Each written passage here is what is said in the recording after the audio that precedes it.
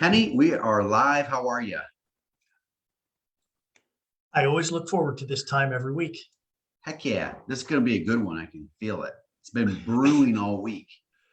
Isn't it funny? It's kind of like never mind. I was going to give a bad analogy. It's like that pimple you can feel coming from a couple days out. Bad analogy. Carry on. Okay. So we're going to get into buyer and buyer's agent, the roles that they're playing in the overall getting an offer accepted. But let's start with the easy part, which is the time commitment involved. Just before we got on this call, you were telling me about a scenario of a person getting prepared to make an offer and the level of resistance that comes from those buyers as their wheels are turning right now. They're trying to process all of this information coming at them, whether they are renting and they're worried about lease expiring or signing a new one, or they own a home and they're worried about selling and closing on that home, or they're relocating from out of state and they have to transition only everything. I think we're at buyer frustration level on a scale of 1 to 10 right now is where on the meter? It feels like it's around an 11 or 12. Can you blame them? No, I mean, realistically, it's probably an 8, maybe a 9. That's high. It is. Yeah, that's high. I feel for them. I really do. So throwing in inflation, possible war, the COVID challenges that still take place, the supply chain shortage, the fact that everybody's off work every third day because somebody might be sick, that somebody they know that might be sick because that person was sick or going to be sick, or good Lord. Okay. So the new one this week is I'm worried about a correction in my investment account values. So, that's newer this week as with these inflation numbers and things that are coming on. But what does that mean to the stock market? So everybody's been excited for a year and a half. Property values are skyrocketing. Investment accounts have been going up in value.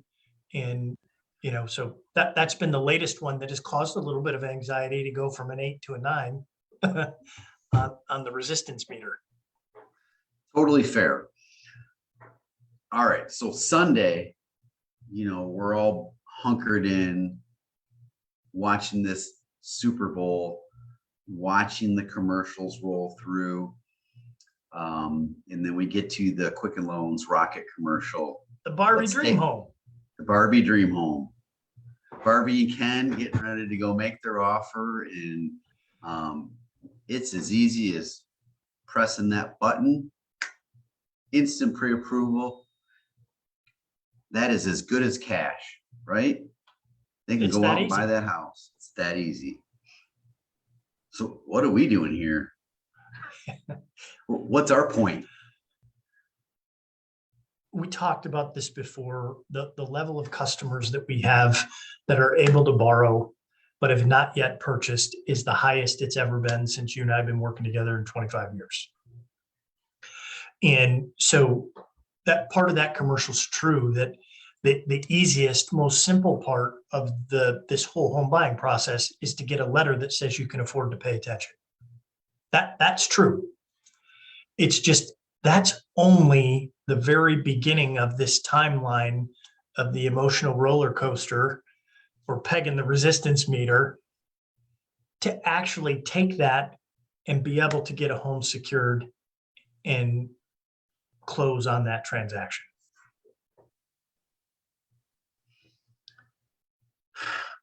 Winning the offer, going through, filling out an application online and going through all the different variables is just a completely different world. We couldn't be more opposite of that world. We won't drive you to an application online. It doesn't do us any good to do that. So we're talking about the time commitment that the buyer must invest before they make their offer. is probably the greatest time commitment we've ever seen also. Is that correct? Oh, for sure. Okay. No So, doubt. but before you put up your visual aid here, if you have it, great. If I do. you don't, Yeah. okay. Before you put that up, just quantify some of the, on average, how much time are you spending with buyer and buyer's agent prior to that first offer? Just give me a rough ballpark. Is it 15 minutes? Is it an hour? What is it? I would say it's between an hour and an hour and a half. Okay. And that hour and a half is, because we share so much information, many times we kind of break it up in stages. Like, all right, here's go review this for a day or two.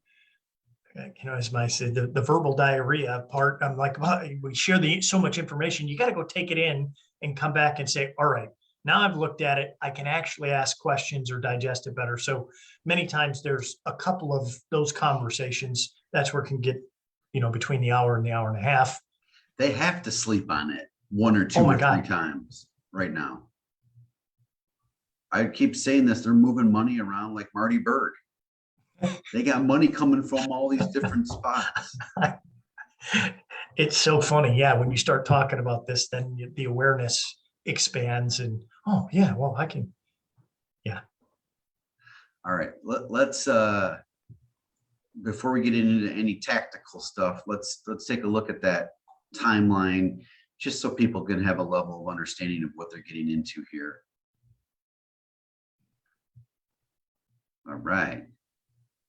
You see it okay on your side? I can. Okay. All right. Discovery call. First call that always takes place. We get to know you. You get to know us.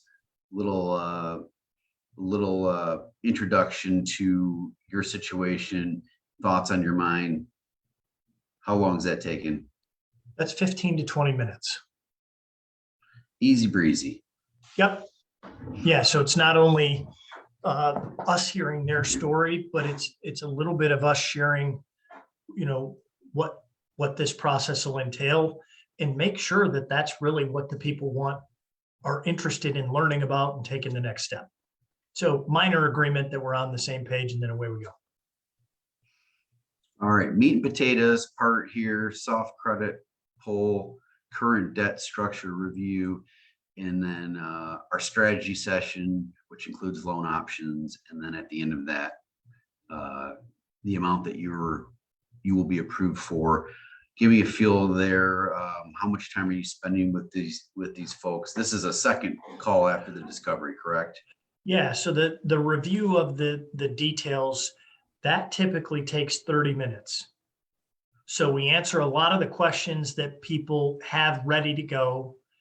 And then it always brings up a couple of more thoughts, and the conversation sort of goes off in a couple tangents because it triggers things similar to what you're talking about, moving money around and if this, then this, what about that? So it's every bit of 30 minutes.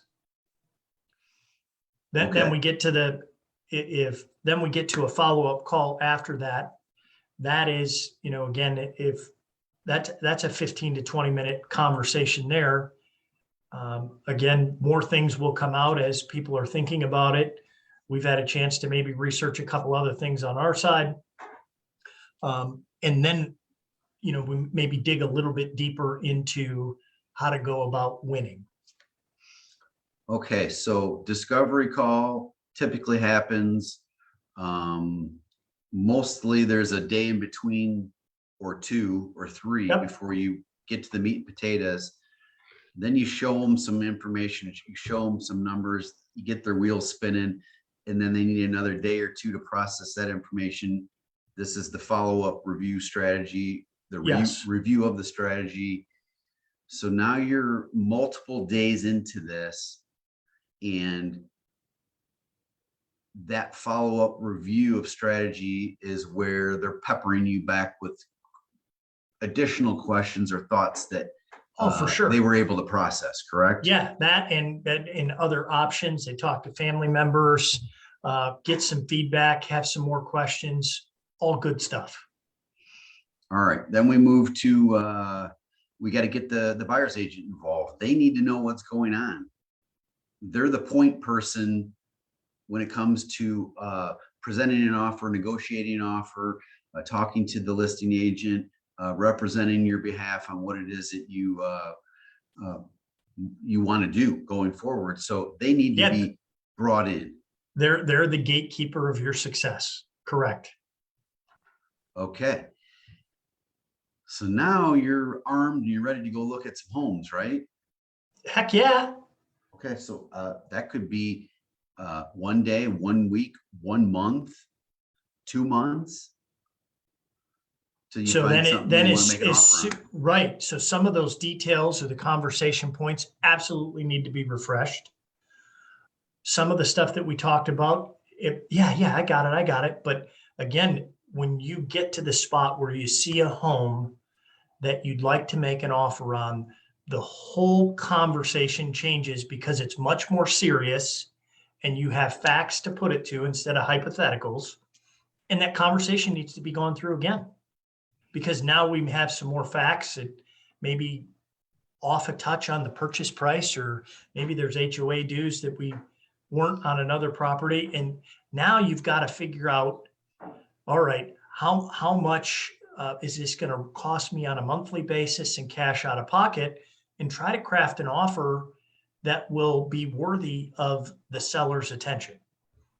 And that's where the real estate agent may be thinking one thing, we may be thinking something on the mortgage side, the buyers. It just is impossible to not have all three of those people involved to give you the best chance of success. I love it.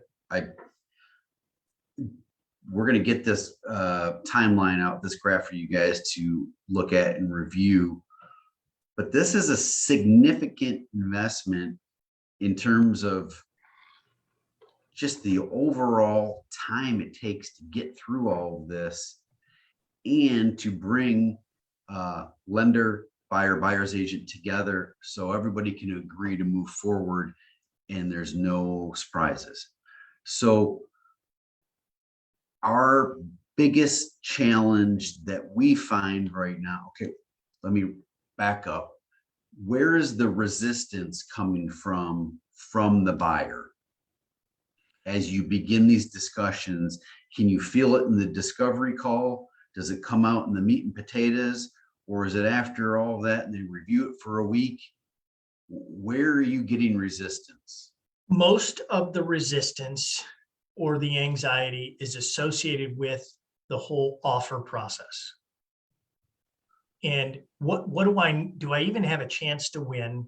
What do I need to do to win? And then right after that, it's like, holy crap, am I overpaying?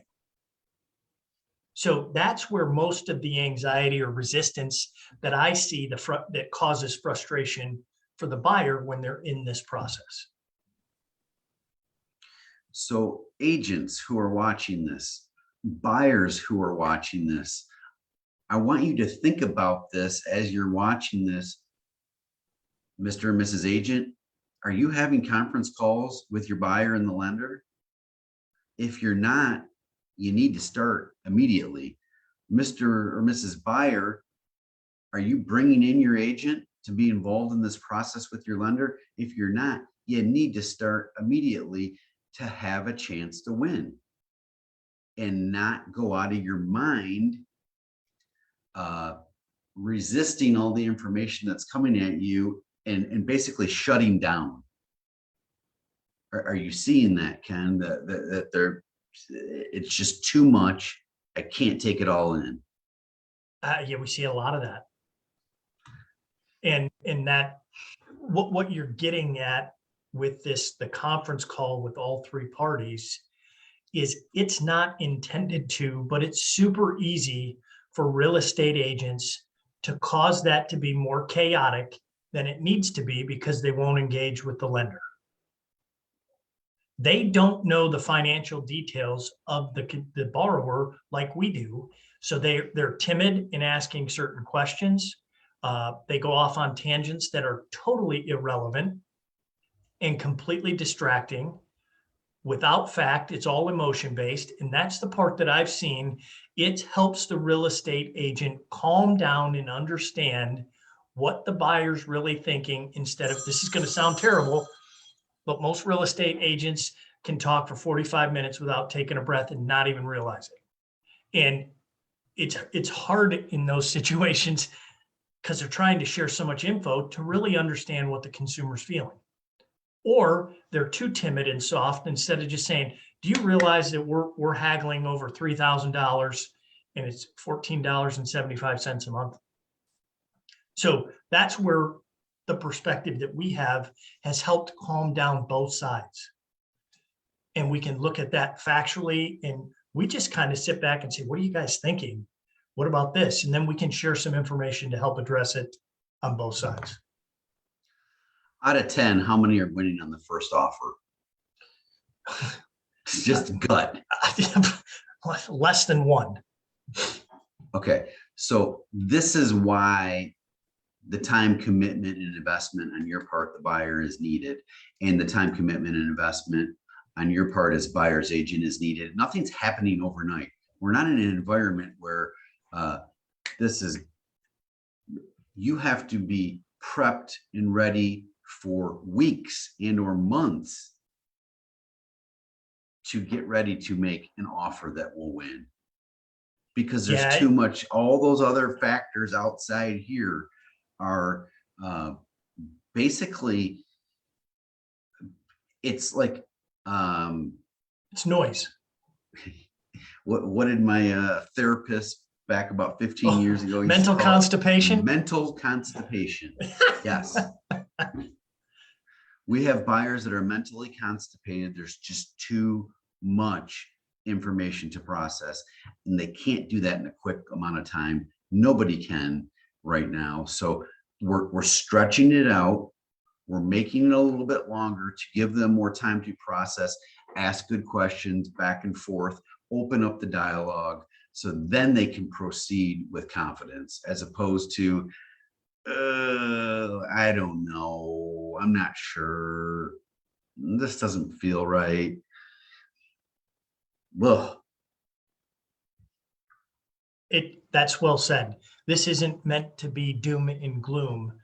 What it is you're just sharing a very stern and direct reality check. So the people that are doing what you're explaining, they're communicating with their agent, they're staying engaged, they're understanding the numbers, refreshing them, asking questions. Those people are getting offers accepted. It may not be the first time, but they're getting offers accepted. So it is possible to buy a house in this marketplace, but you can. We were talking to somebody the other day and they were frustrated with the real estate agent. I'm like, well, have you spoke to them once a week? Well, no. Well, when was the last time you talked to them? Well, actual conversation was 30 days ago. So why are you frustrated? Well, it took them longer to get back to me than what I thought was reasonable. I'm like, you haven't established a relationship yet because you chose not to participate.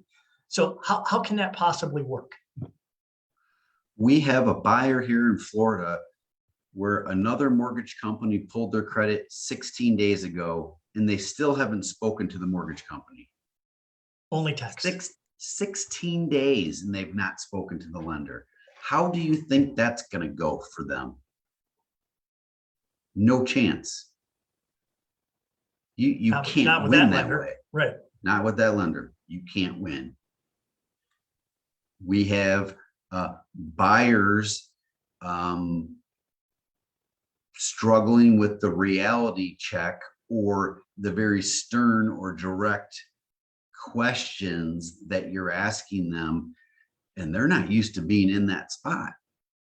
That doesn't feel good sometimes, does it? No, there's a difference between lying and not telling the truth. And that's what we're seeing is we got to get to the truth to help you out, right? So withholding information, it's going to come up, and you're right, it does feel somewhat awkward. That's where, again, over time, this is a relationship that's created, and having a little bit of trust to sharing what you're really thinking is crucial. we're willing to put in the time, guys.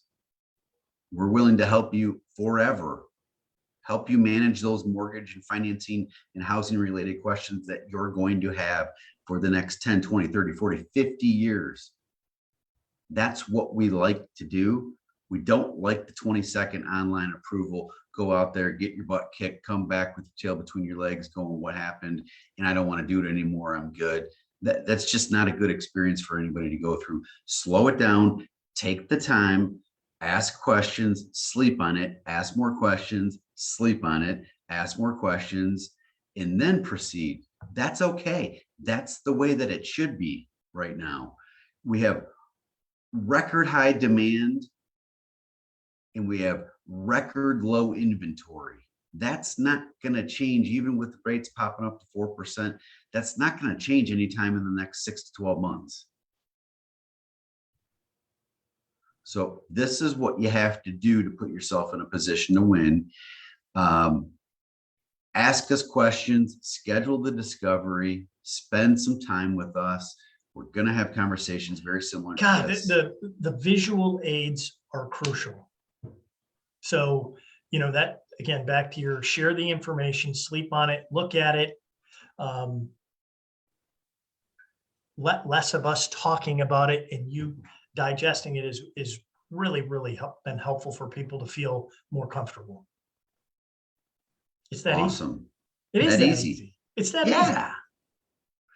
All right. We are going to be off for the day. We're going to be doing some more discovery calls, some strategy calls. If you guys need anything, you know how to reach us. Thank you so much for everything. Nice background, by the way. Nice background. Oh, thank you. Right there. Yeah.